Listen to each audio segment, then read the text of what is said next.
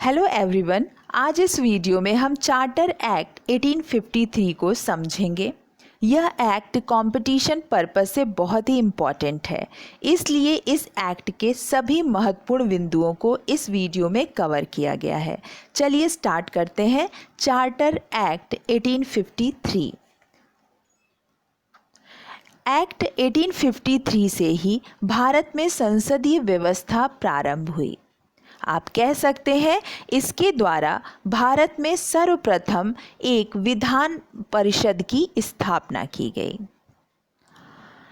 आइए देखते हैं कि 1853 चार्टर एक्ट की पृष्ठभूमि क्या थी। पहला, भारतीयों में बढ़ती जागरूकता। वैश्विक मानव अधिकारों की उठती लहर से भारतीय इतने अधिक प्रभावित हुए कि उन्होंने अपने अधिकारों के लिए संगठन बनाए और अंग्रेजों के प्रति अपना रोष प्रकट किया। अंग्रेजों की हड़प नीति। इस नीति के तहत किसी भी रियासत के शासक का कोई वारिस न होने की दशा में उसकी मृत्यु के पश्चात उसके राज्य को ब्रिटिश सत्ता में विलय कर लिया जाता था, जिसका झांसी की रानी लक्ष्मीबाई सहित तत्कालीन राजाओं ने विरोध किया और 1857 संग्राम का यह भी एक प्रमुख कारण था। इन सब वजहों के चलते भारत का शासन कंपनी की बजाय ब्रिटिश सम्राट द्वारा लिए जाने की मांग बढ़ती गई। फलतः ब्रिटिश संसद ने 1853 का चार्टर एक्ट पारित किया। आइए देखते हैं कि चार्टर एक्ट 1853 का उद्देश्य क्या था।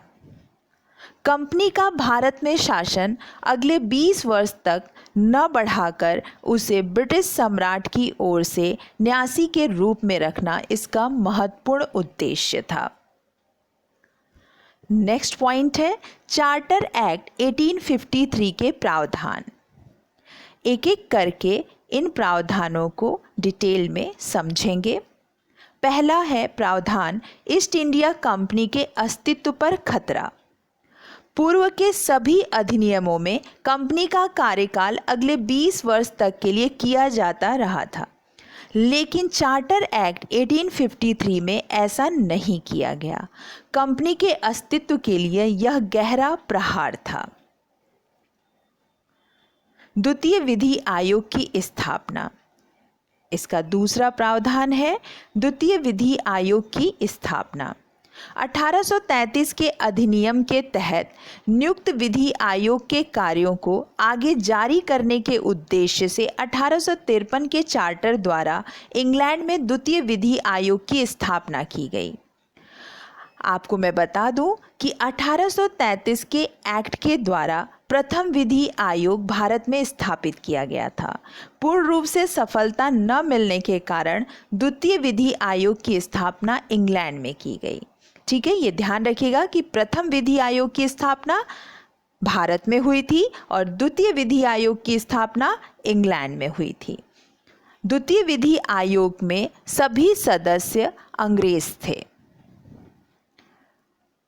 1853 के एक्ट के द्वारा काउंसिल के विधि सदस्य को पूर्ण सदस्य घोषित किया गया, अर्थात अब यह अपने मताधिकार का प्रयोग कर सकता था, जो कि पहले इसे अधिकार प्राप्त नहीं था।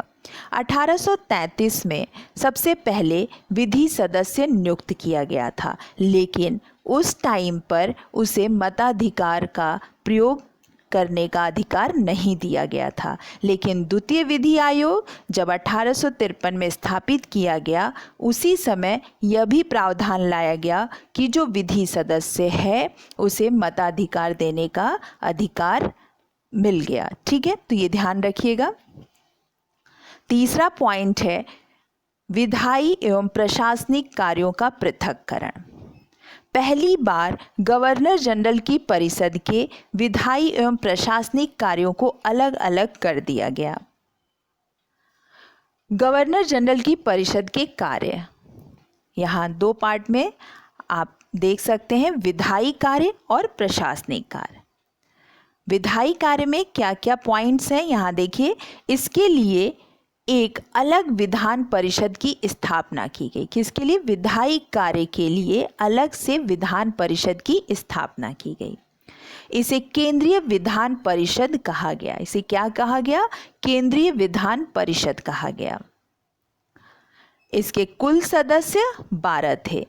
एक गवर्नर जनरल, 4 सदस्य, एक प्रधान सेनाध्यक्ष, 2 न्यायाधीश, एक मुख्य न्यायाधीश सुप्रीम कोर्ट, एक अन्य न्यायाधीश। इसमें 4 मनोनीत सदस्य होते थे। बंगाल प्रांत से, बंबई प्रांत से, मद्रास प्रांत से, आगरा प्रांत से। ये जो मनोनीत सदस्य हैं वो प्रांतों से लिए जाते थे। ठीक है, यह ध्यान देने योग्य बात है कि यहीं से स्थानीय प्रतिनिधित्व की शुरुआत हुई थी। नेक्स्ट देखिए, परिषद की गणपूर्ति हेतु 7 सदस्य होना अनिवार्य था। नेक्स्ट पॉइंट है, गवर्नर जनरल को वीटो शक्ति का प्रयोग करने का अधिकार था। गवर्नर जनरल को वीटो शक्ति का प्रयोग करने का अधिकार था। ठीक है, परिषद की कार्यवाही का प्रकाशन आवश्यक था। परिषद में प्रश्न पूछने तथा नीतियों पर विचार विमर्श किए जाने का प्रावधान था। इस प्रकार इस परिषद का कार्य एक स्वरूप छोटी संसद की तरह था। ठीक है, तो परिषद का जो कार्य है एवं जो स्वरूप है वो कैसा था? छोटी संसद की तरह था। नेक्स्ट पॉइंट देखिए, सिविल सेवा में प्रतियोगिता का शुभ आरंभ।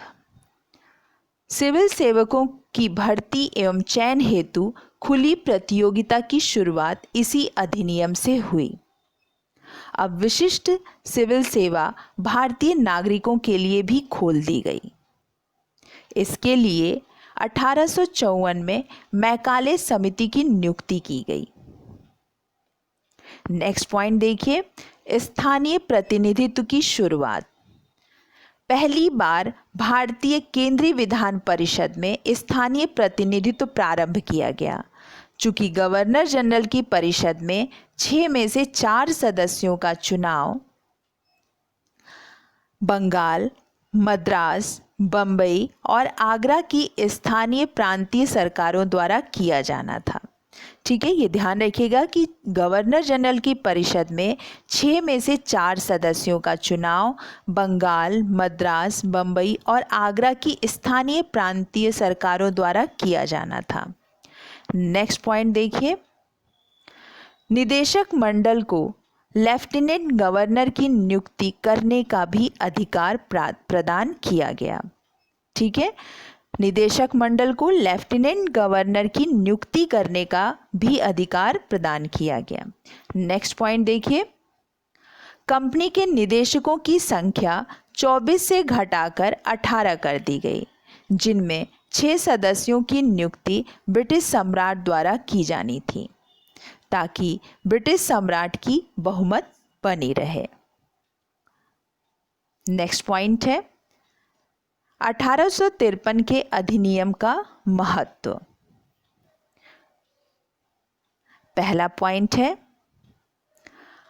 भारत के विधान मंडलों के ऐतिहासिक विकास में यह अधिनियम निश्चित ही ठोस कदम था।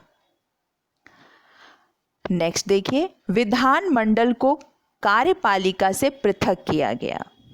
नेक्स्ट देखिए, इसी अधिनियम से भारत में कंपनी के शासन को अनिश्चित कर दिया गया।